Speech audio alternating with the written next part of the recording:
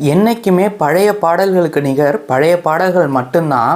ஒரு சிறுவன் தன்னுடைய இருப்பிடத்திலிருந்து கோச்சிக்கிட்டு போயிட்டாரு. அந்த சிறுவனை சமாதானம் பண்ணி மறுபடியும் இருப்பிடத்துக்கு கூட்டிகிட்டு வரணும்.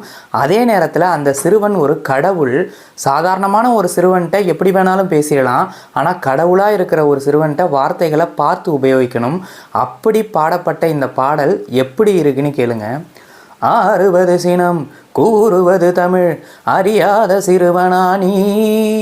ஆறுவது சினம் கூறுவது தமிழ் அறியாத சிறுவனானி. மாறுவது மனம் சேருவது இனம் புரியாத முருகனானி.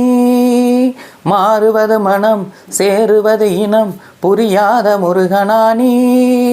ஏறுமயிலேறு ஈசனிடம் நாடு. ஏறுமயிலேறு ஈசனிடம் நாடு இன்முகம் காட்டவாணி.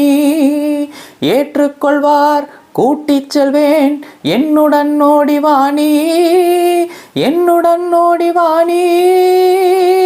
எவ்வளவு அழகான வரிகள் பார்த்தீங்களா? இதே மாதிரி உங்களுக்கு வேறு ஏதாவது பாடல்கள் நல்லா இருக்குன்னு தோணுச்சுன்னா கமெண்ட்டில் சொல்லுங்கள். அது மட்டும் இல்லாமல் இந்த பாடலை பற்றின விவரங்கள் ஏதாவது தெரிஞ்சாலும் கமெண்ட்டில் சொல்லுங்கள். தேங்க்யூ.